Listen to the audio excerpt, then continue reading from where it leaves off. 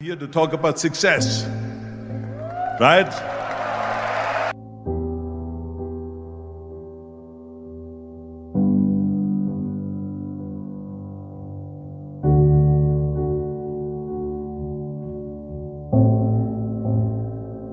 The first rule of success is to have a vision. You see, if you don't have a vision of where you go, and if you don't have a goal where you go, you drift around and you never end up anywhere. It's like you can have the best ship in the world, you can have the best airplane in the world. If the pilot or the captain doesn't know where to go, it would just drift around. It would not end up anywhere, or most likely in the wrong place. So I was very fortunate that I stumbled onto my vision. I mean, as you know, I was born in 1947 in Austria after the Second World War. And I didn't really like Austria when I grew up. I couldn't wait to get out of there. I couldn't see myself becoming a farmer or a worker in a factory or anything like that. Even though my parents wanted me to stay there and have a normal life. My father wanted me to become a police officer like he was. My mother wanted me just to stay there and marry a girl with the name of Heidi, hopefully, and have a bunch of kids and run around like the Van Trapp family in The Sound of Music. But that was their vision, not mine.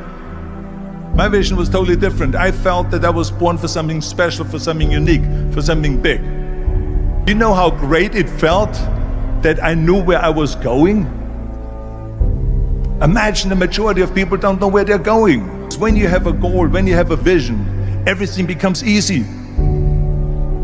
Because remember that in America, for instance, when you study, you will see the percentage of people that like their jobs.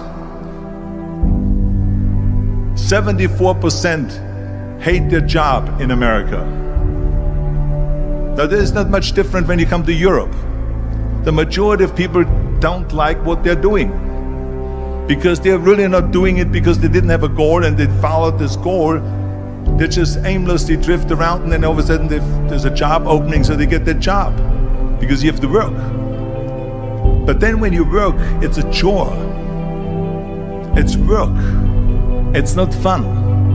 So if you think about, only a quarter of the people really enjoy what they're doing in life. That is unbelievable if you think about it. So I felt so blessed that I knew what I was doing. It's like a medical student that studies and knows he wants to become a doctor. You know where to go. So I knew where to go. So people always ask me, when they saw me in the gym in the pumping iron days, they say, why is it that you're working out so hard? 5 hours a day, 6 hours a day, and you have always a smile on your face. The others are working out just as hard as you do, and they look sour in the face. Why is that? And I told people all the time, I said, because to me, I'm shooting for a goal. In front of me is the Mr. Universe title. So every rep that I do gets me closer to accomplishing that goal, to make this goal, this vision turn into reality. Every single set that I do, every repetition, every weight that I lift will get me a step closer to turn this goal into reality. So I couldn't wait to do another 500-pound squat. I couldn't wait to do another 500-pound bench press. I couldn't wait to do another 2,000 reps of sit-ups. I couldn't wait for the next exercise, for the next half hour of posing and all the kind of things that you have to do to be a champion. And with the age of 20, I went to London and I won the Mr. Universe contest as the youngest Mr. Universe ever. And it was because I had a goal. So let me tell you something, visualizing your goal and going after it makes it fun. You got to have a purpose no matter what you do in life. You got to have a purpose. So that's rule number one, have a vision. Rule number two is, don't listen to the naysayers. Don't listen to the naysayers.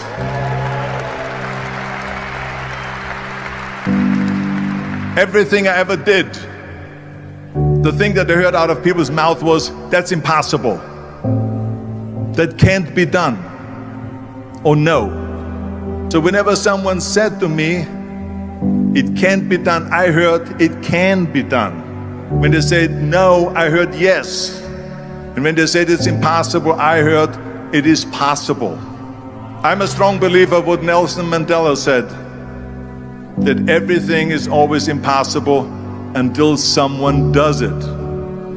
Well, I'm going to be the one, I said to myself, I'm going to do it and I'm going to show it to them. Maybe it has never been done before. That's perfectly fine with me. But I'm going to do it. And I did not listen to the naysayers. The next thing, the third point that I'm going to make to you is, before we sit down with Jürgen and talk about the rest of the three, is work your ass off. There is no magic pill. There is no magic out there. You cannot get around. You have to work and work and work. And it drives me crazy when people say that they don't have enough time to go to the gym for 45 minutes a day and work out, or to do something for 45 minutes to an hour a day to improve, if it is physically improve or if it is mentally to improve. Imagine you read 1 hour a day about history. How much you will learn after 365 hours in 1 year. Think about if you study about the history of musicians, of composers, how much you would know. Imagine if you would work on a business, on some business that you want to develop every day for an hour. Imagine how further along you will go and get. So it drives me nuts because we have, when people say we don't have the time, we have 24 hours a day. We sleep 6 hours a day, so that gives you still 18 hours. Now there's someone shaking their head out here in front. They say probably, I don't sleep 6 hours, I sleep 8 hours, right? Or just sleep faster.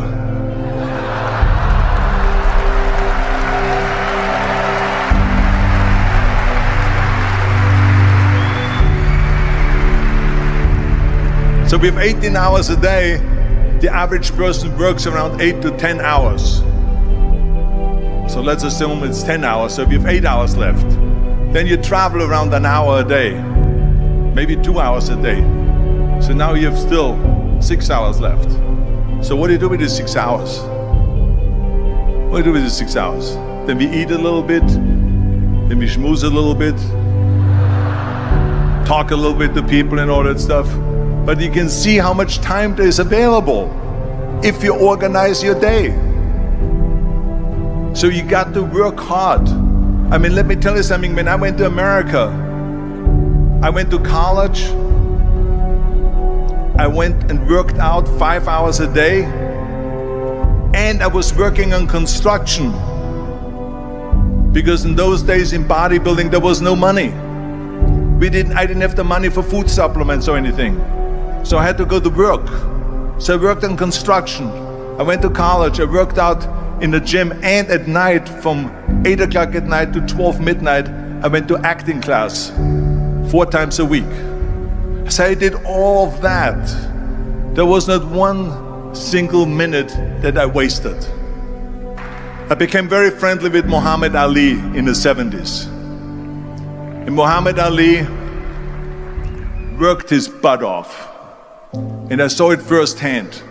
And I remember that there was a sports writer that was there in the gym when he was working out and he was doing sit-ups. And they asked him, how many sit-ups do you do? And he said, I don't start counting until it hurts. Now think about that.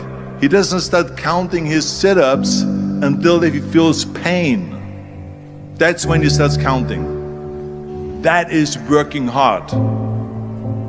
And so you can't get around the hard work. It doesn't matter who it is. As a matter of fact, I believe what Ted Turner said, work like hell and advertise.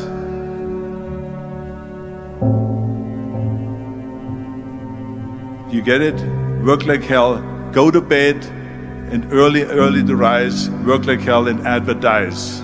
So you work your ass off, and then you let the world know about your work. That's what it is all about. Let people know. If you have a company, if you have a movie, if you do sports, work your ass off, but then advertise and let everyone know.